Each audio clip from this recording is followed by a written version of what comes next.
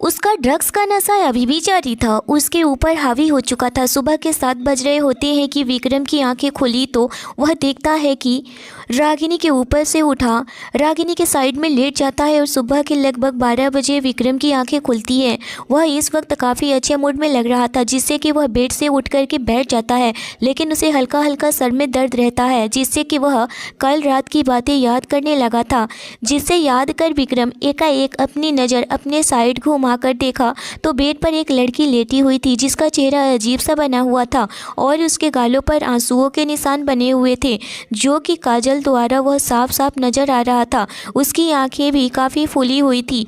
यह सब रात में जो भी हुआ है इसके वजह से हुआ था और उसके होठों के लिपस्टिक भी फैली हुई थी और सूजी भी हुई थी, जिसे देखकर विक्रम के चेहरे पर कोई भी सिकन नहीं आई थी और उस पर ज़्यादा ध्यान दिए बगैर ही विक्रम बेड से उतर गया और अपना शर्ट पहनकर वह सीधा वॉशरूम में कदम बढ़ा दिया था। और लगभग आधे घंटे के बाद वह फ्रेश होकर के वह ऑफिस की ड्रेस पहनकर जीत को कॉल कर रूम में आने के लिए कहता है और फिर अपने कदम सोफे की तरफ बढ़ा दिया था कि तभी अचानक से विक्रम के कदम वहीं रुक जाते हैं और फिर वह कुछ सोचकर पीछे मुड़कर अपने कदम बेड की तरफ बढ़ाता है। और जब बेड के पास जाता है तो देखता है कि रागिनी के चेहरे को बड़े ही गौर से देखने लगा था, जैसे कि वह कल रात की घटना याद करने की कोशिश कर रहा हो, लेकिन उसे कल रात का कुछ भी याद नहीं रहता है। लेकिन रागिनी को देखकर उसे अंदर ही अंदर कुछ अलग सा फील हो रहा था, पर उसे समझ नहीं आ रहा था कि वह फील क्या कर रहा है। खैर, उसमें विक्रम की भी कोई गलती नहीं थी,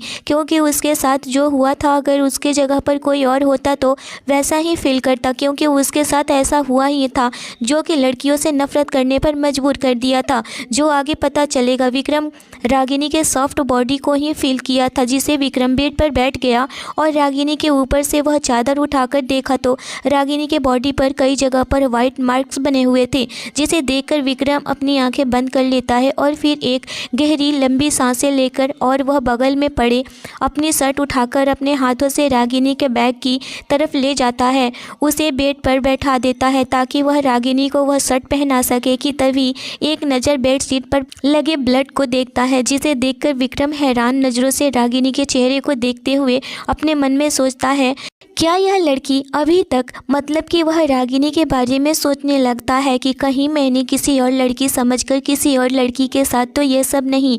और फिर अपने चेहरे पर ठंडा भाव लाकर ये गहरी सांस लेता है और फिर से बिना रागिनी पर ध्यान दिए हुए ही वह अपनी शर्ट को रागिनी को पहनाने लगता है और फिर से दोबारा उसे चादर से उसे कवर अप कर देता है और बिना देखे ही यह सब कुछ कर रहा था। और वह सोफे पर जाकर अपने लैपटॉप चलाने लगता है। तभी डोरबेल बजती है, जिसे सुनकर विक्रम कहता है कम इनसाइड, जिसे सुनकर जीत कमरे के अंदर झांकने लगा था और वह अंदर आ जाता है और फिर वह दरवाजे से ही लगकर वह पूरे कमरे को घूर कर देखने लगा था, जैसे कि वह किसी को ढूंढ रहा हो। तो अभी सच में किसी को देखना चाहता है और वह है रागिनी को देखना किस हाल में है या फिर। और फिर जीत अपनी आंखें चारों तरफ दौड़ाते हुए अपने मन में ही सोचने लगा था कि अरे यार, वह खूबसूरत लड़की कहाँ है जिसने हमारे विक्रम रानावत के साथ रात बिताई थी, जरा मैं भी तो देखूं। वह डर गई होगी, कहाँ लेकर उसे रागिनी कहीं नज़र नहीं आ रही थी, जिसे वह अपने मन में सोचा शायद इस विक्रम के बच्चे ने अपना काम होते ही उसे भगा दिया होगा। उसका इतना ही कहना था कि तभी उसे विक्रम की बहुत ही कड़क आवाज़ आती है, अगर तुम्हारा ताकना अभी ख़त्म हो गया होगा तो और उस लड़की को ढूंढना हो गया हो तो चुपचाप अंदर आ सकते हो। जिसे सुनकर के जीत हड़बड़ा जाता है और फिर अपने मन में ही बड़बड़ाने लगा था, यह कभी नहीं सुधरेगा। सोचा था कि वह एक लड़की के साथ इतना सब कुछ करने के बाद सुधर जाएगा, बट इसके बावजूद भी यह खड़ूस का खड़ूस ही है, नालायक, कभी यह सुधर नहीं सकता है, डेविल कहीं का। यह सोच करके बोलने लगा था कि कहीं यह भी न पता चले कि जिसने यह भी न सुन लिया हो कि उसके अंदर पता नहीं कौन सी आत्मा आ जाती है जो यह सब कुछ मेरे मन की बातें सुन लेता है और समझ लेता है। यह कहते हुए वह विक्रम के एकदम सामने आ जाता जाता है और फिर विक्रम को ऊपर से नीचे घूरने लगता है और अपने मन में सोचने लगा था, यार इसे देखकर लग ही नहीं रहा है कि विक्रम ने कल रात किसी लड़की के साथ कुछ किया होगा। कितना फ्रेश और ताज़ा लग रहा है, बहुत अच्छे मूड में है। मैं तो यह सब सोच कर आया था कि विक्रम अपनी वह सब काम करने के बाद पूरी तरह से गुस्से में होगा, क्योंकि यह तो लड़कियों से नफरत करता है ना, और वह लड़की के साथ रात भर होगा तो गुस्सा तो मुझ पर ही उतारेगा। मैं बर्दाश्त कर लूँगा, लेकिन इतना तो हो जाएगा कि यह लड़की के साथ रहा है, उसके साथ वक्त बिता चुका है, कैसा फील कर रहा होगा। लेकिन यह तो एटीट्यूड में ही रहेगा, इसे तो जैसे कोई फ़र्क ही नहीं पड़ रहा है कि कल यह पूरी रात किसी अनजान लड़की के साथ था। कि तभी जीत को विक्रम की आवाज़ देता है, जो कि अपने दांत पीसते हुए गुस्से से बोल रहा था, जीत तुम नहीं मानोगे, अपनी आदत से पूरी तरह से बाज नहीं आओगे। तुम्हें लगता है कि यह नौकरी प्यारी नहीं है। जिसे सुनकर जीत जल्दी से अपने सिर नीचे झुकाकर बोला, सॉरी सर, आपकी मीटिंग 2 घंटे के बाद है। उसका इतना कहना ही था कि विक्रम दोबारा बोला, so that preparation for the meeting has been made too. Meeting की तैयारी हो चुकी है। जिसे सुनकर जीत बोला, यस सर। जीत की हाँ सुनते ही विक्रम सोफे से उठते हुए बोला, जरा सैफ उसे भी तो पता चले कि विक्रम से धोखाधड़ी करने का नतीजा क्या होता है। यह कहकर विक्रम उस कमरे से बाहर जाने लगता है और वहीं विक्रम को बाहर जाता देखकर जीत भी विक्रम के पीछे जाने लगता है। कि तभी विक्रम पीछे मुड़कर बोला, तुम यहीं रुको और सबसे पहले उस लड़की का इलाज करवाओ, और हाँ, उसे कल रात की मुँह मांगी कीमत दे देना, ताकि वह अपना मुंह बंद रखे, ताकि मुझे आगे कोई प्रॉब्लम ना हो। अगर मुझे प्रॉब्लम हुई तो तुम्हें मैं नहीं छोड़ूंगा। उसके तरफ से कोई भी रिस्पांस नहीं आने चाहिए। मेरी पर्सनालिटी पर कोई भी सवाल नहीं उठाना चाहिए। इन्हीं सब की वजह से मैं इन लड़कियों जैसी चीज़ों से डर रहा था और दूर रहता था, पर यह सब सैफ की वजह से हुआ है। पर पता नहीं क्यों कल यहाँ रात को ऐसा कुछ हुआ जो कि मैं इस लड़की के साथ, तुम तो जानते ही हो ना कि मैं रिग्रेट नहीं करता हूँ, क्योंकि मैं ऐसी 2 कौड़ी की लड़कियों को जानता हूँ कि वह बाद में पैसों के लिए ज़रूर अपना कोई ना कोई तमाशा करेगी। इसीलिए तुम्हारी ड्यूटी है कि मुझे इस लड़की की तरफ से कोई भी शिकायत का मौका ना मिले, इसका तुम खास ख्याल रखना। जिसे सुनकर के जीत अपना सर हाँ में हिला दिया, लेकिन विक्रम की पूरी बात समझकर जीत की आंखें बड़ी हो गई थी और उसके मुँह से बोला, क्या उस लड़की को हॉस्पिटल ले जाने के लिए बोलता है। जीत विक्रम की बात सुनकर कहकर वह हड़बड़ा जाता है और वह झट से पीछे पलटकर बेड की तरफ देखता है, जो उसे दूर से ही रागिनी एक सफ़ेद चादर से लेपटी बेड पर नजर आती है। जिसे देखकर के जीत अंदर तक डर गया था और उसका शरीर भी हल्का सा कांप उठा था, जिसे वह अपने कांपते हाथों से वह रागिनी के नज़दीक जाने लगा था और वह रागिनी को एक नज़र देखता है, जिसे उसे देखकर जीत की आंखें भी आंसुओं से भर गई थी, क्योंकि जीत की आंखों के सामने कल रागिनी का मुस्कुराता हुआ चेहरा, खिलखिलाता हुआ चेहरा नजर आया था। जिसे सोचकर अपने मन में, विक्रम तुम सच में एक दरिंदा हो, तुम्हें क्या हाल कर दिया है इस लड़की का, और तुम्हें कोई फ़र्क भी नहीं पड़ता है। मैंने कभी नहीं सोचा था कि तुम इस कदर इस लड़की के साथ करोगे, क्योंकि कहीं ना कहीं वह सब का जिम्मेदार खुद को भी समझता था, क्योंकि रागिनी इस कमरे में उसी की वजह से पहुंची थी। जिसे सोचकर जीत अपनी आंखें बंद कर लेता है, जिससे कि उसकी आंखों से आंसू उसके गालों से होते हुए बहने लगे थे। और फिर वह अपनी आंखें खोल करके रागिनी को देखता है और फिर वह रागिनी को देखते हुए अपने मन में ही, मैं क्या करूं, क्या मैं रागिनी को, फिर वह सोचते हुए वह बोला, वह अपने हाथ को धीरे धीरे रागिनी की तरफ बढ़ा रहा था, क्योंकि उसे यह जानना था कि क्या रागिनी ने कपड़े पहने हैं या नहीं। यह सोचकर धीरे से थोड़ा सा चादर उठाकर देखता है तो रागिनी इस वक्त शर्ट पहनी हुई थी। जिसे देखकर जीत एक गहरी सांस लेता है और रागिनी को ऊपर से चादर हटाकर वह अपनी गोद में उठा लेता है और जीत की नज़र बेडशीट पर लगे ब्लड पर जाती है, जिसे देखकर वह एक पल के लिए चौंक सा गया था। रागिनी को देखते हुए यह तो नई लड़की है क्या। यह वैसे जीत को सांस लेने में भी दिक्कत होने लगी थी, क्यों उसे इतनी बड़ी भूल कैसे हो सकती है, क्योंकि जीत तो विक्रम को अच्छी तरह से जानता था कि विक्रम जब होश में रहे तो किसी का नहीं सुनता है। तो कल तो वह ड्रग्स के नशे में था, तो उसने इस लड़की के साथ कैसा ट्रीट किया होगा। यह सोच करके उसके मुंह से दोबारा बोला, तुम सच में डेविल हो विक्रम। यह कह करके वह कमरे से बाहर निकल जाता है और फिर वह बगैर कुछ सोचे हुए रागिनी को अस्पताल में एडमिट कर देता है। वहीं दूसरी तरफ रागिनी की माँ किचन में खाना बना रही थी कि तभी रागिनी के डैड किचन में आ जाते हैं और फिर उसे पीछे से बाहों में पकड़ते हुए बोलते हैं कि सोच में गुम हो मैडम जी, मुझे घबराहट हो रही है। मिसेज लता बोली, अभी तक रागिनी नहीं आई है, वह कल से ही गई हुई है। तो मिस्टर बजाज कहने लगे, अरे भगवान, तुम कितना घबराती हो, अब वह बच्ची नहीं है, बड़ी हो गई है, सही गलत के फैसले लेना जानती है। जिसे सुनकर मिसेज लता कहने लगी, हाँ पता है कि वह बड़ी हो गई है, इसी सोच का तो डर है कि कहीं उसके साथ कुछ बुरा ना हो जाए। देखो ऊपर से उसका फ़ोन भी नहीं लग रहा है, कल रात से ही मुझे बहुत घबराहट हो रही है। जिसे सुनकर मिसेज बजाज बोले, अच्छा ठीक है, तुम क्या चाहती हो, मैं रागिनी को फ़ोन करूं, उससे पूछूं कि वह कहाँ है, क्या कर रही है, कैसी है। तो कोई बात नहीं है, मैं फ़ोन करता हूँ। यह कहते हुए वह अपना फ़ोन निकाल लेते हैं और फिर दोबारा अपनी बीवी की तरफ देखते हैं। हाँ बोलो, लेकिन मैं फ़ोन करने से पहले एक चीज़ पूछना चाहूँगा। तुम ही बताओ, क्या रागिनी कभी वह हमसे पूछे बगैर कहीं गई है? नहीं ना, पहली बार तो गई है। अब तुम क्या चाहती हो कि मैं बार बार उसे फ़ोन करके पूछूं और उसे अनकंफर्टेबल फील करवाऊं कि उसके मॉम डैड उस पर शक कर रहे हैं? इतना सुनते ही मिसेज लता बोली, नहीं रहने दीजिए उसे, वह खुद आ जाएगी, हमारी बेटी बहुत समझदार है। यह सुनकर के मिसेज बजाज कहे, ये हुई न बात। वही दूसरी तरफ जीत वार्ड के बाहर बैठा काफ़ी देर से रागिनी के कमरे की तरफ देखे जा रहा था कि तभी उसमें से एक नर्स निकलती है, जिसे देखकर जीत जल्दी से ही अपनी सीट से उठकर बैठ जाता है और वह उसे लेडी डॉक्टर के पास जाता है और कहता है कि रागिनी के बारे में पूछने लगता है।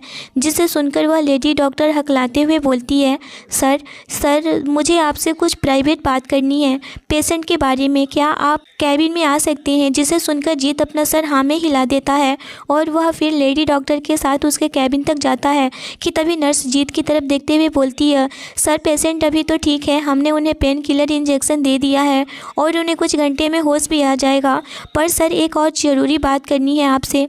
यह कहते हुए वह काफ़ी हिचकिचाए जा रही थी, लेकिन फिर भी वह डॉक्टर थी और उसे यह बताना था कि जिससे कि वह जीत की तरफ देखकर बोलती है, इसके साथ किसी ने ज़बरदस्ती की है, आई मीन्स कि उनका रेप हुआ है। सर मैं कहूँ तो यह पुलिस केस है, मैं तो आप क्या कहना चाहेंगे, क्या हमें इसे पुलिस वाले को इन्फॉर्म करना चाहिए? यह कहते हुए वह काफ़ी डर भी रही थी और हिचकिचा भी रही थी, क्योंकि वह जानती थी कि विक्रम उसके सामने क्या ही रिएक्ट करता। वह विक्रम को अच्छी तरह से जानती थी कि वह कितना गुस्सैल और अकड़ू है।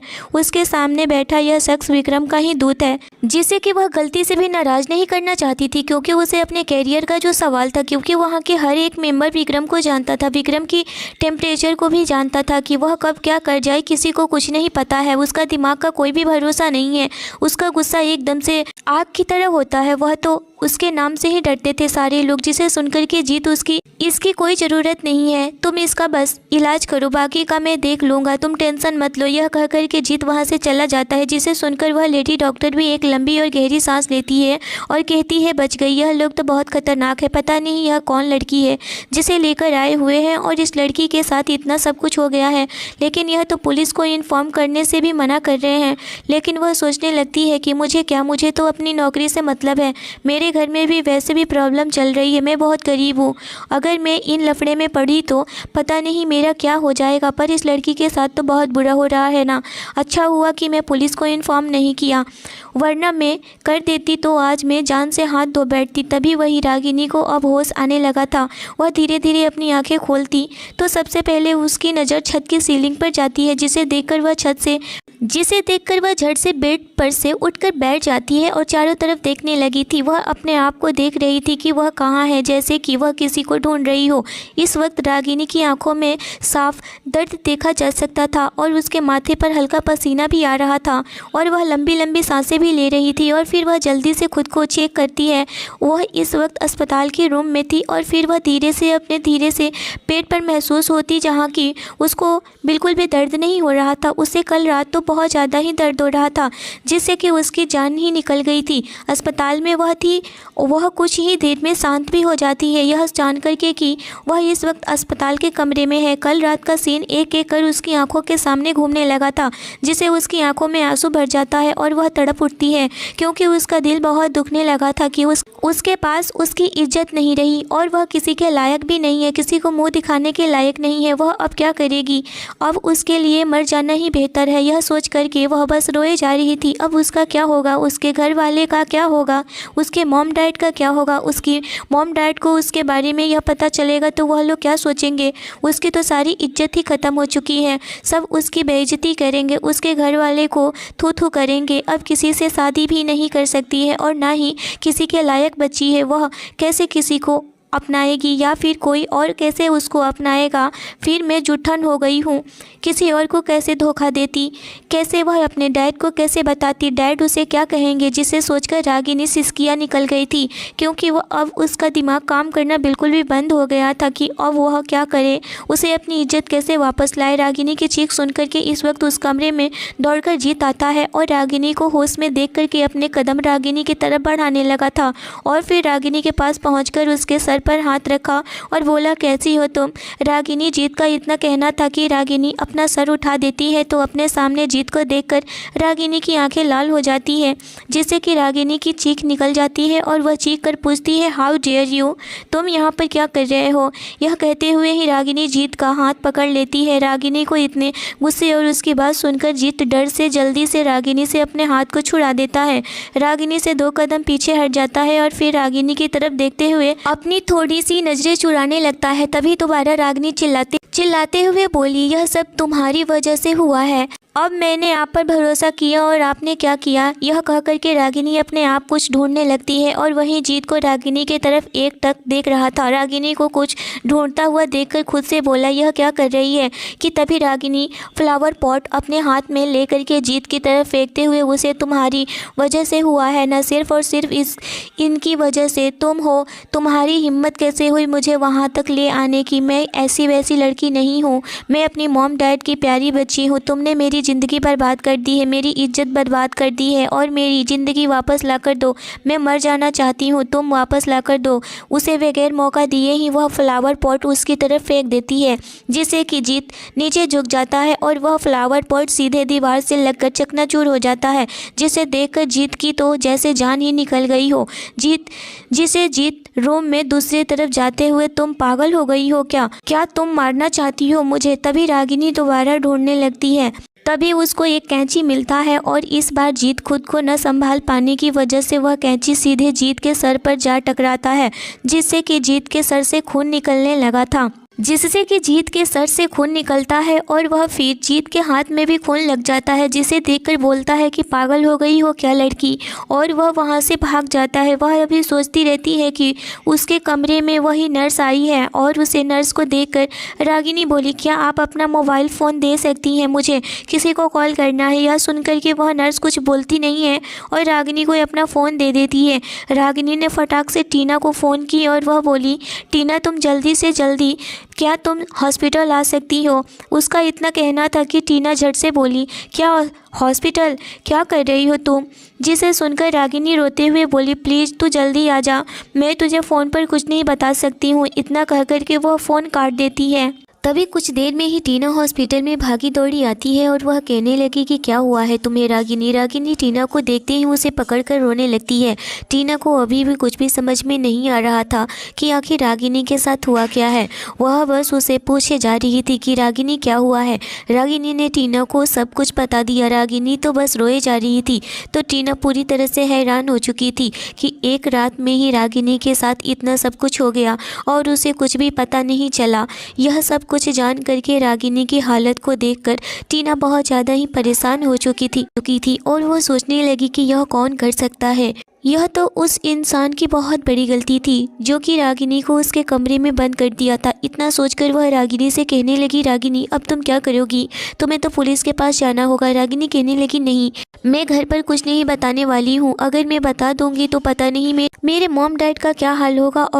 अगर मैं पुलिस केस करूँगी तो मेरे मॉम डैड की इज्जत का धज्जिया उठ जाएगा। मैं ऐसा कभी नहीं कर सकती हूँ, ऐसा मेरा जीना मुश्किल हो जाएगा, सब लोग मुझे जानने लगेंगे मैं वही लड़की हूँ। नहीं मैं ऐसा नहीं कर सकती हूँ।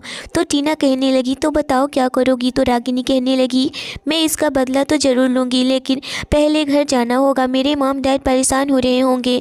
तभी टीना कहती है कि मैं अभी तुम्हारे लिए कपड़े खरीद कर लाती हूँ। इतना कह कर के टीना वहाँ से चली जाती है और आधे घंटे में ही टीना हॉस्पिटल आई और रागिनी के लिए ड्रेस लेकर आती है। रागिनी सूट पहन करके अपने घर की तरफ निकल पड़ती है। टीना भी उसके साथ थी और जब रागिनी अपने घर गई तो उसके मॉम डैड उसे देखकर कहने लगे, कैसी हो बेटा, सब ठीक तो है ना। आओ। टीना और रागिनी दोनों अपने कमरे में चले जाते हैं। कुछ देर बाद टीना चली जाती है और कहती है कि कुछ भी परेशानी हो तो मुझे कॉल करना। रागिनी को नींद आ नहीं रही थी, उसे बस वही ख्याल रह रह के आता था जब वह विक्रम उसके साथ जो कुछ भी विक्रम ने रागिनी के साथ किया था वही दूसरी तरफ विक्रम सैफ को एक कंस्ट्रक्शन बिल्डिंग के पास बुलाता है और वहाँ मीटिंग के दौरान ही सैफ के साथ ऐसी गंदी हरकत करता है कि कोई सोच भी नहीं सकता है, क्योंकि सैफ ने उसके ड्रिंक में ड्रग्स मिला दिया होता है और वह ड्रग्स की वजह से ही विक्रम ने रागिनी के साथ वह सब किया था। विक्रम को कहीं ना कहीं इस बात की गिल्ट जरूर थी। वह रागिनी के साथ कुछ अच्छा नहीं किया, भले ही वह रागिनी को 2 कौड़ी की लड़की मानता हो, लेकिन उसे भी अंदर से कुछ अच्छा फील नहीं हो रहा था। तभी सैफ का एक हाथ विक्रम काट देता है और उसी के ऊपर ड्रग्स लगा देता है और कहता है कि तुमने मुझे ड्रग्स दिया था ना, और मैं रात को हैवान बन गया था और तुम हैवान बनो, तुम्हारी बारी है। और इतना कह करके अपने बॉडीगार्ड से कहता है, इसको इतना ड्रग्स दो कि वह ड्रग्स के मारे पागल हो जाए। उसके बॉडीगार्ड्स यह सुनकर के वही किया जो कि वह विक्रम करवाना चाहता था और वह कहते हैं कि सैफ पूरी तरह से पागल हुआ जा रहा था। तभी जीत उसके पास आता है और कहता है कि सर, वह लड़की हॉस्पिटल से चली गई है, वह नहीं है वहाँ पर। विक्रम कहने लगा कि तुमसे एक भी काम ढंग से नहीं हो पा रहा है, क्यों एक लड़की को संभाल नहीं पा रहे हो। और वह इतना कह कर के जीत की तरफ देखा और कहता है, यह तुम्हारी हाल किसने किया है। तो जीत कहने लगा, सर वही लड़की ने मुझे मारकर सर फोड़ दिया है। तो कहने लगा, कैसी लड़की है कि तुम्हारा सर फोड़ दी है और तुम बस देखते ही रह गए हो। जीत कहने लगा कि सर वह ऐसी वैसी लड़की नहीं है, वह तो एक साधारण घर से ताल्लुकात रखने वाली लड़की थी और आपने उस लड़की के साथ इतना सब कुछ कर दिया है। वह लड़की कोई वैसी नहीं थी जो हम समझ रहे थे। यह सुनकर के विक्रम कहने लगा, क्या यह सब क्या कह रहे हो। तभी विक्रम के फ़ोन पर रिंग बजने लगा, वह नंबर फ्लैश होने लगा। उस नंबर को देख करके विक्रम पूरी तरह से गुस्से में आ गया था। वह फ़ोन किसी और का नहीं बल्कि विक्रम के घर से फ़ोन था, उसकी मॉम का था। वह तुरंत ही फ़ोन को साइलेंट करके वह गाड़ी में बैठ जाता है और वह घर की तरफ जाता है। जो वह घर जाता है तो उसकी मॉम डैड हॉल में ही बैठे हुए थे, उसका इंतज़ार कर रहे होते हैं। और जैसे ही विक्रम जाता है उसे देखकर कहने लगते हैं कि तुम शादी कब कर रहे हो। विक्रम बोलता है, मैं शादी नहीं करने वाला हूँ। आप लोग जानते हैं कि मैं शादी से कितनी नफ़रत करता हूँ और इन लड़कियों से मैं दूर रहना चाहता हूँ। आप सब लोगों को सब कुछ पता है, फिर भी मुझे इस तरह से पागल क्यों करते हैं। मैंने एक बार फैसला ले लिया है कि मुझे शादी नाम की चीज़ से कोई भी मतलब नहीं है, मुझे शादी में कोई भी इंटरेस्ट नहीं है, तो आप लोग क्यों नहीं समझते हैं। इतना कह करके विक्रम अपने कमरे में चला जाता है और वह लैपटॉप ऑन कर देता है।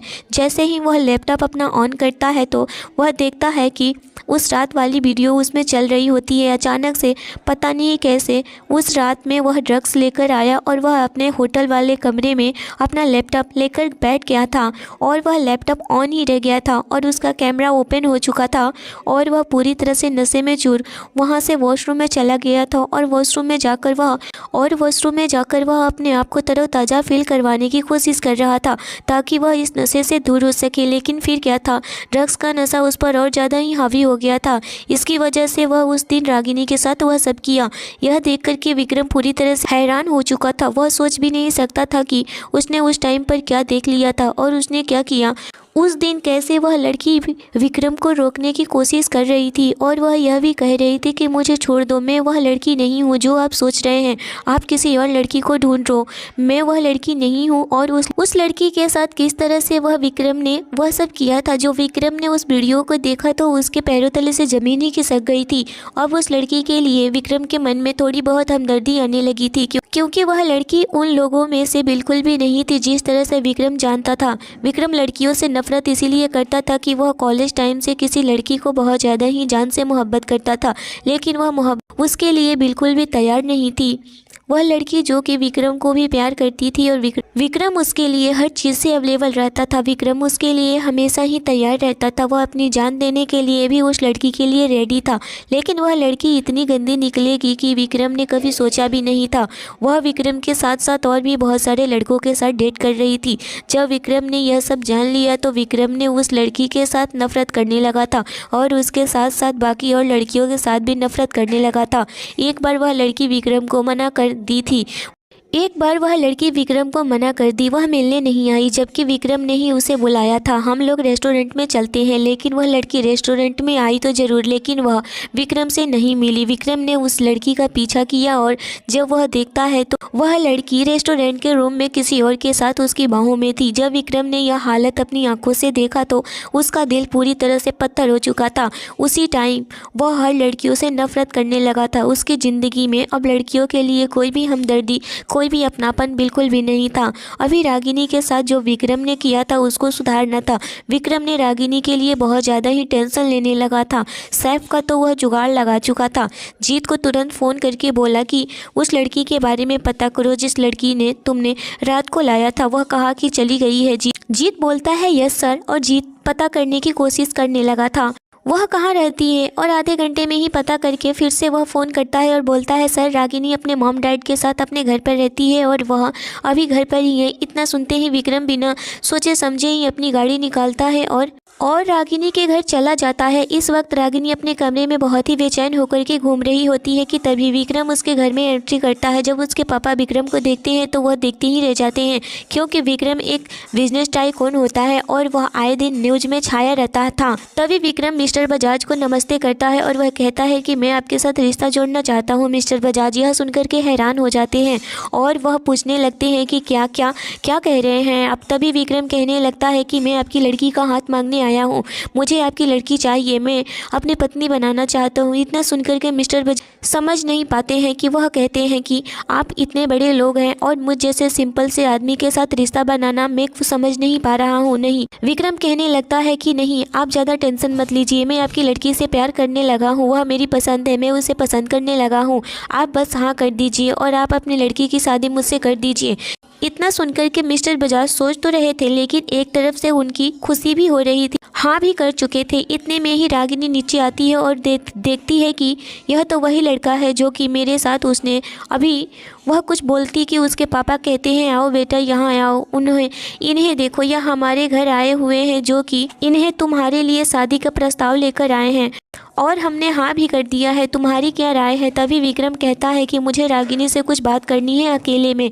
रागिनी कहती है मुझे आपसे कोई भी बात नहीं करनी है। तो मिस्टर बजाज कहते हैं बेटा बात कर लो, शायद बात करने से कोई समस्या का हल हो जाए और तुम्हारा मन बदल जाए। तो रागिनी मान जाती है। तभी विक्रम आगे बढ़ता है और रागिनी का हाथ जोर से पकड़कर उसे अंदर कमरे में लेकर जाता है और कहता है तुम बस शादी के लिए हाँ कर दो, मुझे बस हाँ सुनना है, वरना मैं इतना कह करके वह अपना मोबाइल फ़ोन निकालता है और उस रात वाली वीडियो रागिनी को दिखाता है और कहता है कि मैं यह पब्लिक कर दूंगा, मेरा तो कुछ नहीं जाएगा, मैं कैसे भी अपना सब कुछ संभाल लूँगा, जाएगा तो तुम्हारा, क्योंकि तुम मिडिल क्लास फैमिली से बिलोंग करती हो। इतना सुनकर और देखकर रागिनी की आंखों में आंसू आ गए थे और वह थमने का नाम नहीं ले रहे थे और वह पूरी तरह से रोने लगी थी और वह रोते हुए कहती है तुम बहुत ही घटिया इंसान हो, मैं सोच भी नहीं सकती हूँ कि तुम इतना नीचे गिर जाओगे। तभी विक्रम कहता है कि यह रोना धोना बंद करो और चुपचाप से मुझसे शादी के लिए हाँ कर दो, चलो 2 मिनट में बाहर आओ और मैं बाहर तुम्हारा इंतज़ार कर रहा हूँ।